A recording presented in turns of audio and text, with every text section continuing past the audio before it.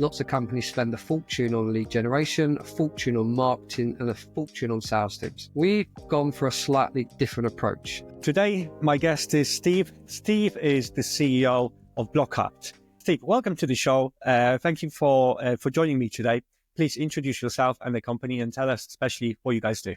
Thank you, Pete, and a pleasure to be here. So I'm Steve Hudson. I'm the CEO of BlockAPT. Actually coming up for my 1-year anniversary here. So very excited on what we've done in the last 12 months and what we're going to do into 2025. APT is a cybersecurity company. We're looking to solve big problems for big clients. We've tested and learned our product for the last sort of 4.5 years, perfected what we do, and we're now in that growth trajectory where we're really looking to solve the problems for our core clientele, which is sort of the larger enterprise government type of clients. Pete, that's what we're looking to do this year. Super cool. So I would obviously want to find out a little bit more for anyone that listens. Exactly, is there any part of cybersecurity that you specialize in? Is there particularly big problems of those enterprises that you specialize in? What is that big risk that you want to solve for those companies? What they're not doing that they should be looking into? Great question. Look, there is fantastic software out there, all the way through from firewalls, threat intel, endpoints, all of these systems, Seams, Source, best providers out there offer these unique, specific solutions to these end clients. The problem you've got and why we look to go for the top end of sort of governments and large enterprises is they have so many software, so many tools. And actually one of your previous guests, the CEO of Corman, mentioned around, I think it's 12 to 230 softwares. So we in effect look to solve that problem in that you become very inefficient, very fragmented. And the biggest problem in being breached in cybersecurity is generally human error and the fact that humans need to be involved rather than the automation and the technology generally. So what we're looking to do is we are vendor agnostic and sector agnostic. So we don't want to compete and reinvent the wheel.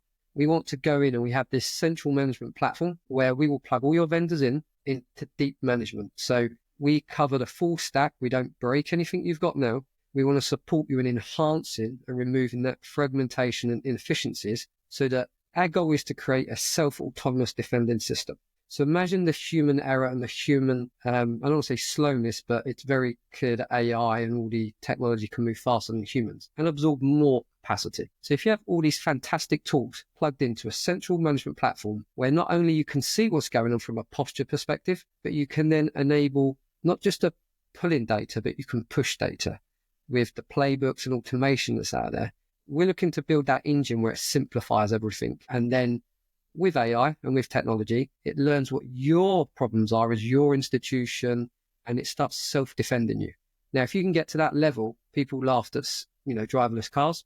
We're looking to get to that self-autonomous defending system in effect. We're not looking to reinvent the wheel. We never do. We don't want to be a bit of everything. We're this huge software that could be a Rolls-Royce or a Robin Reliant.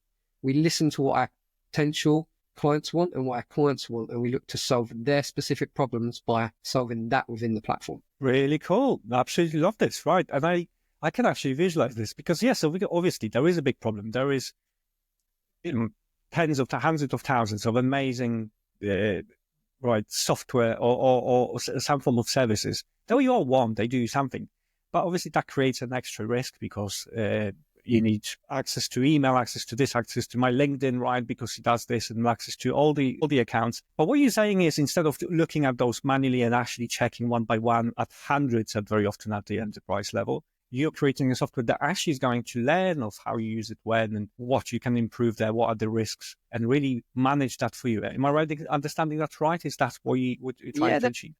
Correct, Pete. There's a couple of things there. Yes.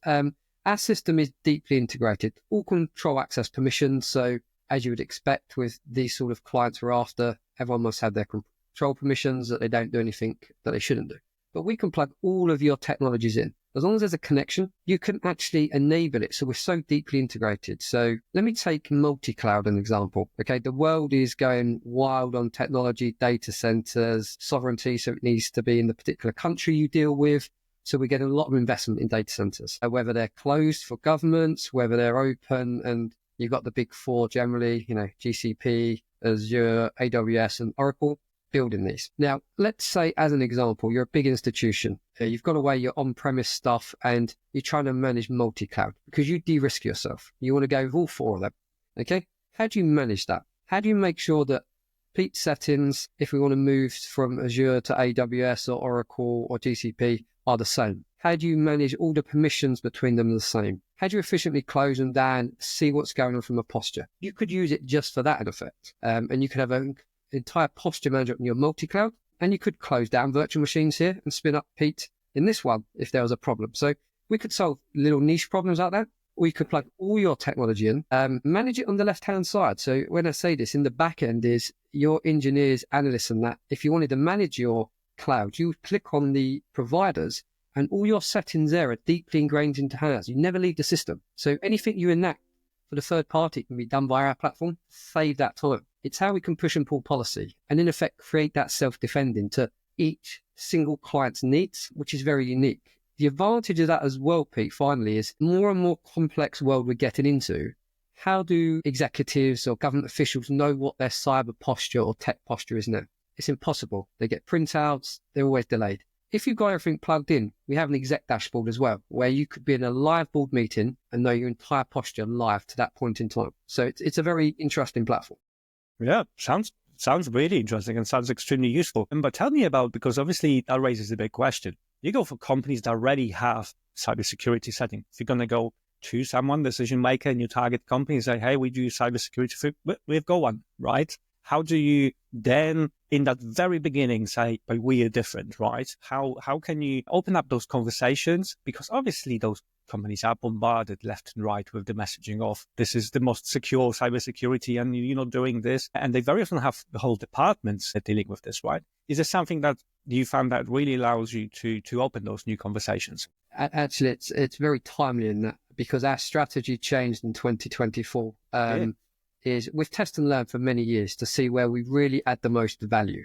And the most value is to those type of clients. But to your point is, and as I mentioned on your previous guest, they have the most tools. They have everything.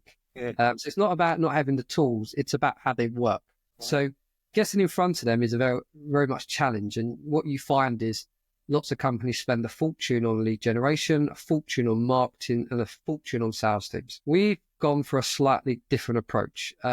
Very much where let's test it and let's use our investors, our shareholders, and our connections. So we've asked for direct connections straight to the top level, or whether it's government officials, whether it's CISOs, CEOs of large enterprises, to have live conversations. And instead of trying to sell our platform, this is the key thing here, Pete, is we ask them firstly, we have a system of systems. We know you've got every tool going. We want to know what problems do you have? Because we believe you're going to be inefficient, you've got fragmentation, because all the large companies in the world keep getting breached, even with all these tools. Tell us what your problem is. They tell us. We say, fantastic. Our system could solve that by doing X, Y, and Z for you. You don't need to remove your existing tools. You can use it to enhance it and actually protect yourself even more by having it unified, visibility, and start to save time by that autonomous defending because it can push and pull. Love it. So you're basically using your platform as just a mechanism for delivery, not like selling the platform. That's how we deliver the great result. What is the one great result I can get you right in the next few months this year? And then only the platform is the mechanism to deliver. I love it. Absolutely great. Okay. So obviously I want to talk a little bit more about, you've mentioned you utilize your network and found quite a few clients from there. Is there anything else that you do from the marketing point of view, maybe digital marketing, that allows you to start those conversations and that consultation time with your prospects? It's true. You have to set the foundations well. So do you have a product that has a need in the market? I would say we probably had a great product, but 3 or 4 years ago, there wasn't a need in the market. But cyber warfare and all these great technologies still aren't solving that problem. So we know we have a fit. Then it's a case of how do you make sure that your reputation and branding is accessible so they check you, because we're a startup going into our growth phase and we're going after top clients. So there is a balancing act there. If you look at us in 2024, we have some great partners, phenomenal partners. We have Google as a partner where we're building a SaaS offering because we're pretty much clear that it's not our core market, but we've built and paid for the software. We want to support that market. Why shouldn't we help solve problems for the SME? So we're building that out. We have an OEM partnership with Dell. Hardware and software come together. These are major brands. We have 80 plus integrations. We have technology alliance partnerships. So what we've done is built the foundations of all of these partnerships, because again, nobody needs to reinvent the wheel. Okay. Unless you've got billions raised, you can go and reinvent the wheel. But what we should use is the best out there and work with the best and not reinvent the wheel. And that's what we've done. Partner with the right people, the right brands that love what we've built, understand where it adds value in the market, and then build that up. We've done a big rebrand in September on top of all these partnerships, and solidify that actually we have genuine depth in our conversations and people want to work with us. And then we're building out our channel partnerships and actually maybe we'll come onto it later, but we don't want to just solve problems now. We want to solve problems in several years' time. So we've adapted the platform to prepare for the next iteration of what the world is going to be in. Yeah, awesome. Yeah, that's, I think in the cybersecurity, it's so important, right? Yep, there are some problems now, but give it 2 years, they're going to be a new set of problems, and you need to be in your setup. You need to be ready for accepting those challenges quick, because that's the number one priority in cybersecurity. You need to act quickly, not if they appear next 2 years, you do it in 2 years later, right? Awesome. Great. Is that, okay, so the startup, the growth phase, is there something that you wish you had more of in that stage that you are right now, right? Let me reframe this question. In a whole biz dev process, from attracting those prospects all the way to sign deals, is there something that you wish was better for you guys? Yes, a larger infrastructure. And I say that because we've spent our investors' money wisely. Some will say frugally, and I actually believe that we spent it in a fashion that has delivered where we are now. If I had more money, and maybe we'll come to this in a moment, because we're raising at the moment, is I would build out the infrastructure, have a bigger team, have bigger remits so that we can absorb more of these type of clients. So we have a fantastic pipeline being built in-house, no money being spent on that. It's phenomenal. Should they all say yes at the same time? It's a great problem to have, but I'd rather be more slow, steady, very structured in having that team in place. So yes, I think if I had more capital, I would certainly put more building blocks in place in that sense. Really good. Okay, yeah. No, it's obviously everyone like this because it gives you capacity to grow faster, deliver better results. We just before we started the podcast, you said that's your huge focus is actually delivery, right?